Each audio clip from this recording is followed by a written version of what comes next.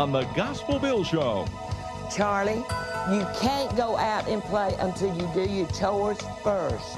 You've got to sweep the chicken coop and feed the cows. But Mom, I'll only play for an hour, and then when I get back, I'll do the chores then.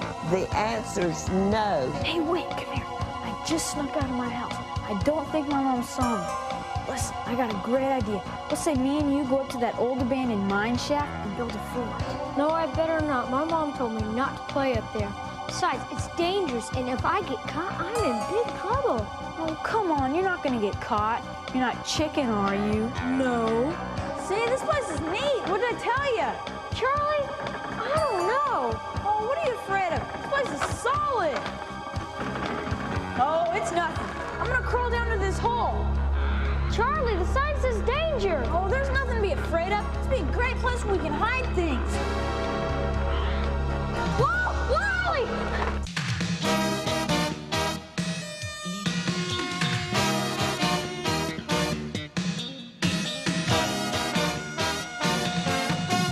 It's the Gospel Bill Show, featuring Gospel Bill, his sidekick Nicodemus, Miss Lana, good old Elmer Barnes, and the entire Dry Gulch gang.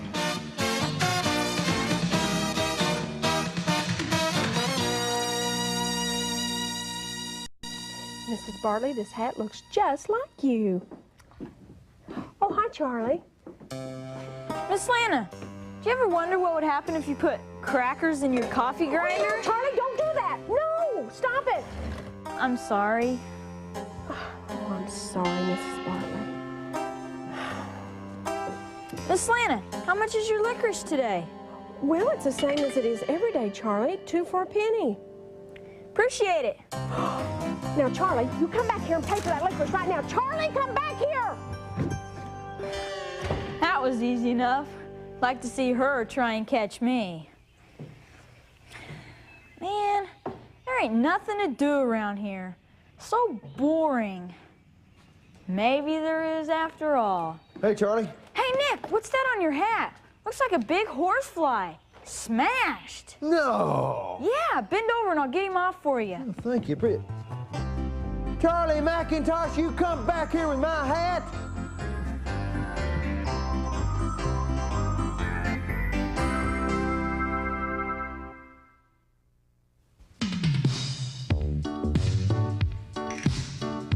I want to introduce you to a special friend of mine. Her name is Geraldine, and she is an ostrich. Come here, Geraldine. Geraldine, I want to talk to you. Well, as you can see, ostriches are very large. In fact, they're the largest birds on Earth. A full-grown ostrich stands 8 feet tall. Wow, that's as tall as the average ceiling. Can you imagine a bird as tall as the ceiling in your living room? These ostriches weigh up to 300 pounds, so don't ever try to cook one. They're much too big for your oven. Ostriches can run up to 60 miles per hour. They have powerful legs, but their wings are very, very small. And of course, ostriches cannot fly. How would you like to have an ostrich nesting in a tree outside your house? That would be terrible. Imagine getting hit in the head with an ostrich egg. You'd be cuckoo. Now this is Fran. She's not an ostrich at all. What is she doing in this picture? She is an emu. That's the ostrich's Australian cousin. These ostriches live in Africa. There they live in great numbers and live often to be 70 years of age. That's a long time. Come here, Geraldine. There you go. Ow, Geraldine, don't try to bite me. Ow, don't do that. I want to pet you. I don't want you to bite me. Baby ostriches hatch out to be 1 foot tall, and they grow very quickly. In only 30 days, a baby ostrich can run up to 35 miles per hour. That's faster than the fastest man on Earth. Ostriches have few natural enemies, and they live a long time. In fact, we can learn a lesson from them. The Word of God says that if we honor our fathers and mother, we'll live a long time on the earth.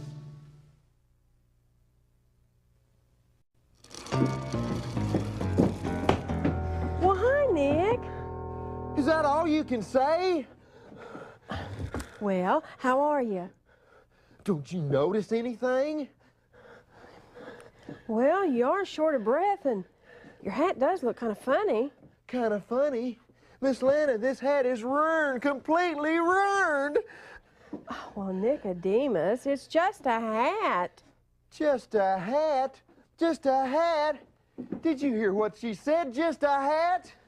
Miss Lana, don't you understand what this here hat means to a cowboy? Well, this is a way of life. When I'm out on the prairie, this hat protects me from the sun and the wind. It keeps the rain off of me. Well, I feed my horse out of this hat, and then I eat out of it myself. Done it many a time. Well, don't be so upset. If you need another hat, I've got plenty. Just pick one. Pick out another hat, she says. Miss Lana, this here hat come all the way from St. Louis. There's only 2 or 3 like it in the whole world. Well, when I walk down the street, I hear people say, "Did you see his hat?" Oh, well, I can believe that. But Nicodemus, if it's so special, why didn't you take better care of it?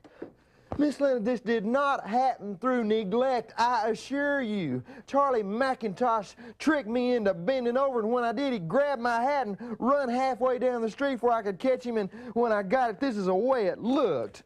Charlie McIntosh again. I'll tell you what, if that boy don't get straightened out, well, by the time he's a young man, he's going to be in a lot of trouble. Miss Lana, if he don't get straightened out, he ain't never going to be a young man. Somebody's going to strangle him.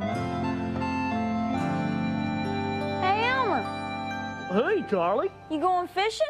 Oh, just a little bit. Hey, I was wondering, do you think I can borrow your fishing pole?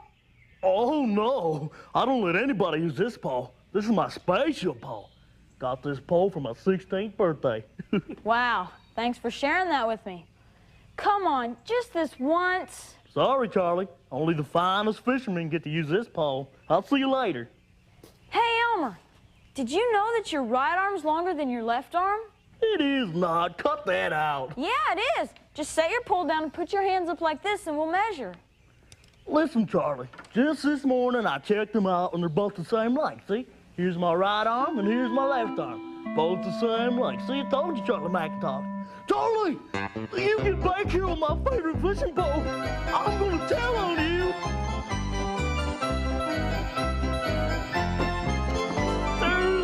Sheriff! You gotta help me. What's the problem, Elmer? Well, don't you notice something missing? Well, no, not really. Well, it's my fishing pole. I mean, it's just like my hat. I don't go anywhere without it. Well, now that you mention it, you're right. I don't think I've ever seen you without that pole in your hand. And what happened? Well, it's kind of a complicated story. You see, I was coming into town, and I saw Charlie McIntosh. I said, "Hey, Charlie." And he said, "Elmer, can I borrow your pole?" I said, "Oh, no." But then he tricked me. He said, "Your right arm's longer than your left arm." And I said, "Oh, no, it's not." And then I set my pole over so I could show him, put my right arm up and my left arm. See, look at that. They're both the same length, aren't they? Yeah, I think they're the same length, Elmer. Well, that's what I told him. And then I put him down, and he was gone. And so wasn't my pole. Oh, Elmer, I wouldn't be too concerned about it. He'll probably bring it right back. Oh, I don't think so, Sheriff. Besides, that's my special pole. I got that on my 16th birthday. All right, tell you what I'll do. I'll round up old Charlie McIntosh and we'll get your pole back. Well, thank you, Sheriff. I don't know what I'd do without it. I'd never be able to catch Big Daddy without that pole. Yeah, well, we'll get it back, Elmer. I don't know if this hat'll ever be the same. How am I gonna make that lining stay up in there? Well, maybe you ought to try sewing it. I ain't no good with sewing and needle and thread. I know I could nail it up there. You can't use nails in your hat, Nicodemus. You need something sticky. I got it, bubble gum. Hey, guys, listen, I don't suppose y'all have seen Charlie McIntosh. Charlie McIntosh? I suppose we have. He pert near ruined my hat. I'm gonna have to use bubble gum to make that lining stay up there. You're gonna use bubble gum in your hat? What's better than nails? Well, you do have a point there. Well, listen, you guys got any idea where Charlie might be? Well, I don't know where he is, but I know where he's been, here. He caused you some trouble, too? No, he came in here and made a big mess, and then when I scolded him, he didn't pay a bit of attention to me, just ran out. Well, you're not the only ones he's been giving trouble to. He stole Elmer Barnes' fishing pole, and I've got to have a little talk with Charlie. Sure wish I knew where... Wait a minute. I think I just found him. Get him, Gospel Bill, get him! Stay back!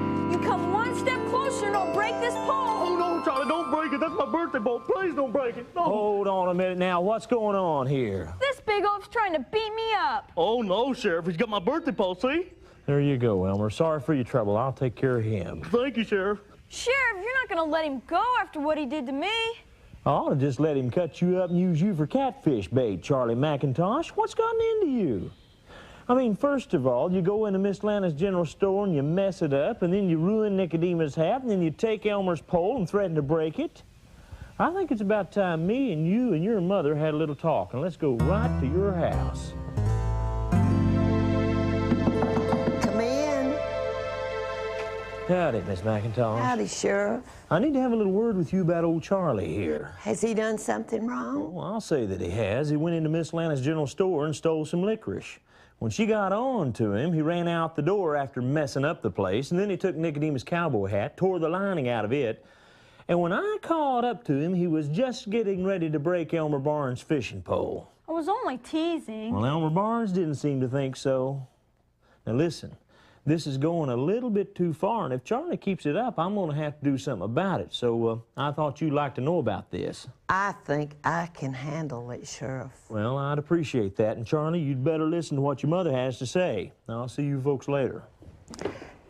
Charlie, what's gotten into you? Oh, Mom, it's no big deal. I'm only teasing. This is awful. I'm getting so muscle bound I can't even scratch my head. Oh, this is just terrible. Yep, that's the price you pay for being the strongest man in the world. Oh, hey, baby. Come on in, darling. Come on in.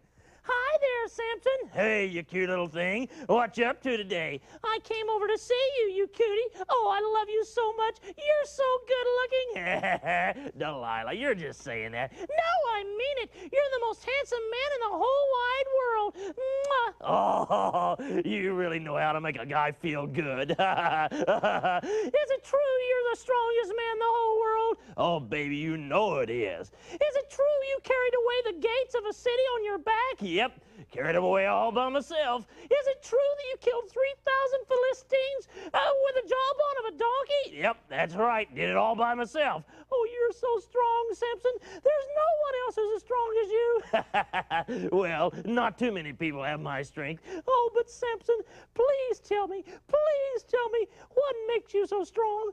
What would it take for you to be like another ordinary man? Now look, Toots, I already told you 3 times, but none of those things worked. I did every one of them, and you still have your strength. Well, now look, baby, you don't want to take my strength away, do you? No, never. I was just curious. If you love me, you'd tell me. Oh, Toots, I don't know. I mean, it's not that big a deal. No, please, Samson, don't keep it from me. Well, if you cut my hair, I'll be just like an ordinary man. That's it? I mean, if you just got a haircut, you'd be just like anyone else? That's right. But how can this be? Well, before I was born, God sent an angel to my mom and dad and told them I was going to be a special kid. Well, anyway, the angel said that I was never supposed to have a haircut. You never have a haircut, but if you have your haircut, you're weak? That's right, Toots. If I ever get my haircut, I'll be just like anyone else. Oh, Samson, thank you so much for telling me. Thank you so much. I'll see you later. Where you going, babe? I'll be back in a little bit, Samson. I have something to take care of. All right, see you later, honey. Boy, she's a cutie, isn't she? That Delilah. Man, she really knows how to make a guy feel good. Charlie, you can't go out and play until you do your chores first. You've got to sweep the chicken coop and feed the cows. But, Mom, I'll only play for an hour, and then when I get back, I'll do the chores then. Charlie, I said no. You've got to do your chores first. Man, you never let me have any fun. Get to it. Okay.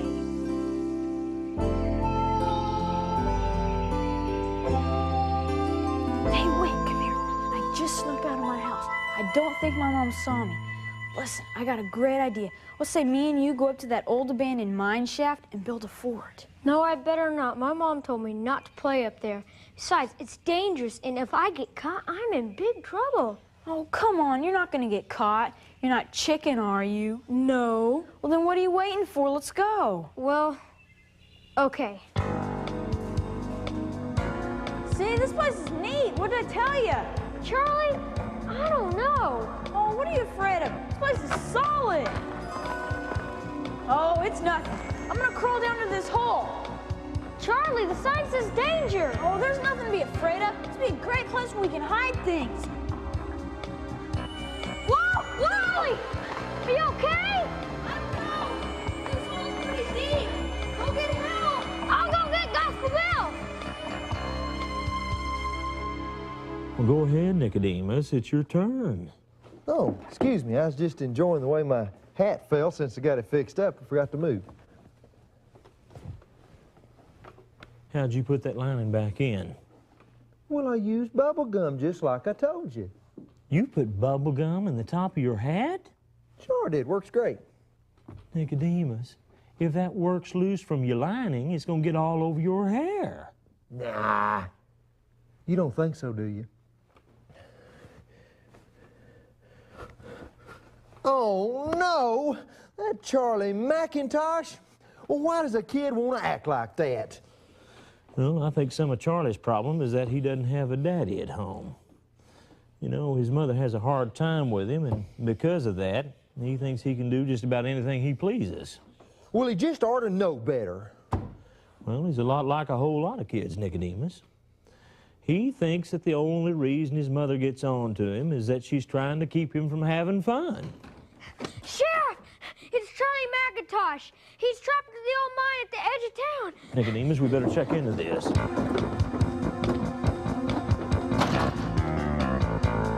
Dear God, I'm sorry for disobeying. If I only listened to what people said, I wouldn't be in this mess. I'm sorry for always having to do things my way. And I pray, God, help Whitney find Gospel Bill fast. Please, God. It's terrible being blind like this. I don't know why they did it. Why did they put out my eyes? They were mean to me, cruel to me. I should have listened to my mother. I should have listened to her. She said, son, don't hang around with those Philistine women. They don't love God like you love God. Why couldn't I listen to her? That crazy Delilah, she tricked me. She told the Philistines what made me so strong. And when they cut my hair, I lost all of my strength. Now my eyes are put out, and I'm weak as an ordinary man, and there's nothing I can do. It was all because I hung around with the wrong kind of people. Oh, how could I have made such a terrible mistake? Oh, there was a day when I could have busted out of these jail bars easy. Not now. I trusted someone who didn't love God. I let them in on a very important secret. I started hanging around with the wrong kind of people, and look what it got me. Look what it got me. Nicodemus, stay back. You don't need to come in. Charlie, are you down there? Can you hear me? Yeah, down here, Sheriff. All right, now listen. I'm going to throw a rope to you in just a minute. Nicodemus, take this rope and throw it around your horse. Tie it around the saddle horn, and when I give you the signal, you pull him away. Okay, Jimmy. All right, now, Charlie, I'm going to throw you a rope. Here it comes. You got it? I got it. Now, listen, wrap that rope around you and hold it tight. I'm going to pull you up out of this hole. You understand, Charlie? Yeah. Now, when I pull you up here and you're coming out, there's a beam here that's leaning. Whatever you do, Charlie, don't touch it. That beam moves and this whole thing's coming down. You understand? Yes. All right, here we go. All right, Nicodemus, pull! Hurry, Nicodemus! You got it, Charlie? I got it. How's it going, Charlie? I can't make it. I'm slipping. You're gonna make it, Charlie. Hang on. Come on, Nicodemus, hurry! I'm slipping. Come on, Charlie, hurry. Get it, don't touch it. Get you out of here.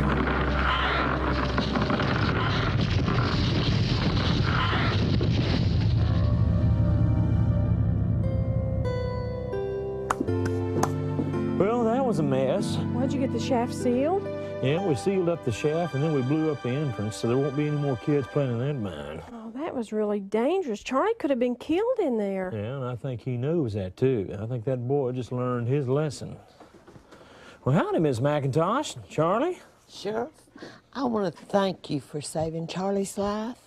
And he's got something he'd like to say to you and Miss Lana.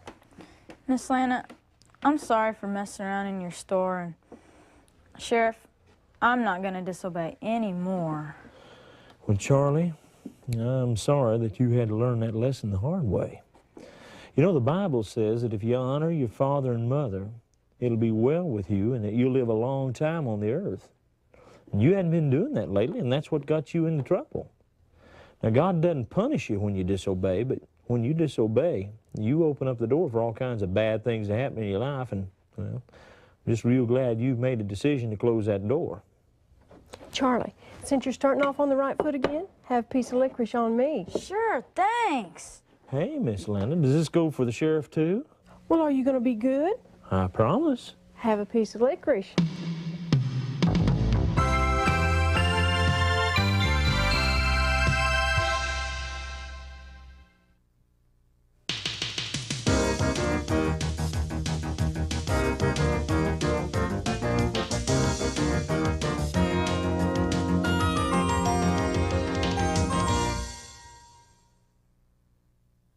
Morning, Doc. Well, good morning, Nicodemus. Time for your annual physical. Why don't you have a seat right there? Okay. I'm fit as a fiddle, Doc. Fit as a fiddle. Well, let's just check it out.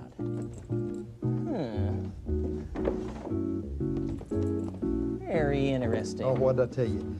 Doc, I run 25 miles every morning, and that's before I get up. Well, just open that mouth up.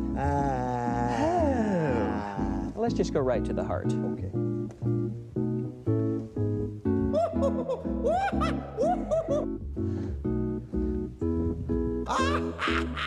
A merry heart, do it good like a medicine.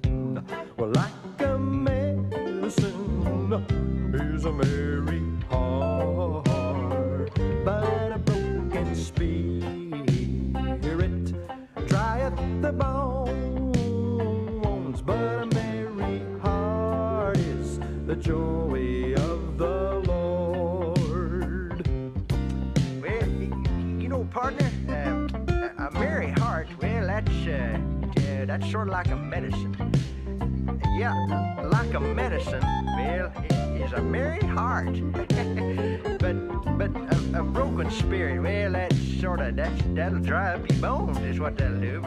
But a merry heart, well, woo-wee, that's a joy of the Lord, is what that is.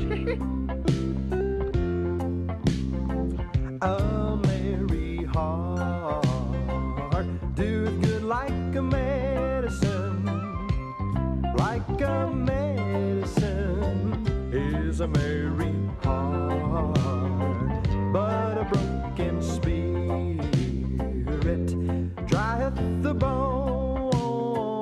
But a merry heart is the joy of the Lord.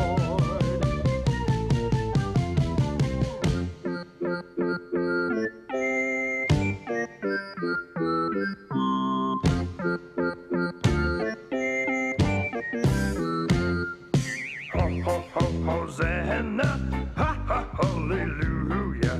He saved me, now I've got the joy of the Lord. Hosanna, ha ha, hallelujah. He saved me, now I've got the joy of the Lord.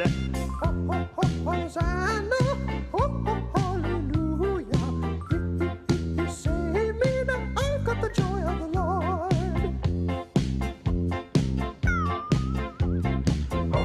Hosanna, ha ha, hallelujah. He saved me, now I've got the joy of the Lord.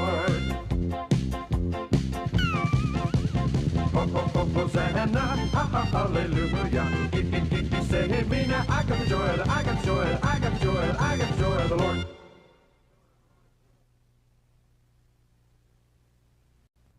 Once there was a little monkey who didn't believe in crocodiles. He came in from school one day and put his books on the table and says, "Mom, may I go outside in the yard and play?" And she said, "Yes, little monkey, but don't you go down to that river." "Well, why can't I go to the river?" he said. Because there are crocodiles down there. They've got little bitty eyes that stick up out of the water and look at you like this. They float down the river like a log. They got big, sharp teeth and big old jaws that come shut on little monkeys just like that.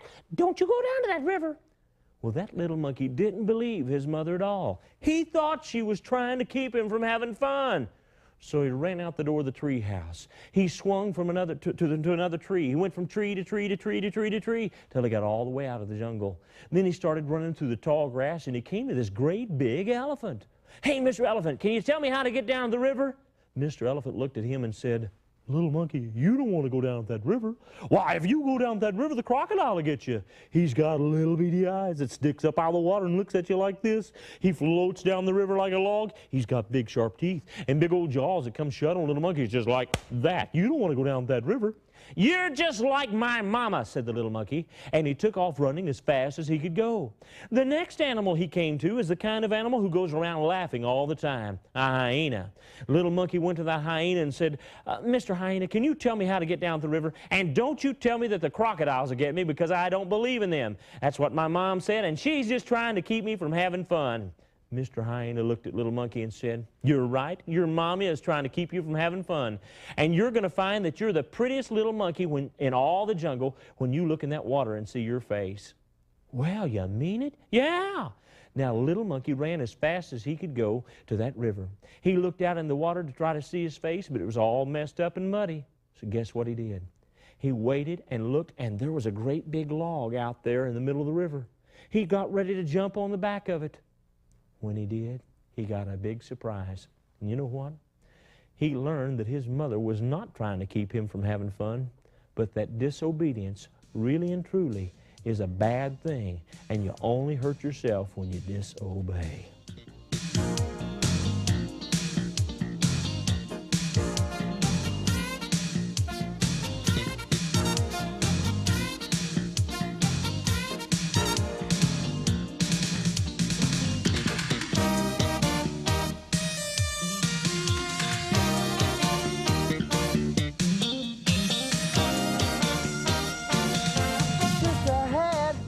Did you hear what she said? Just a hat?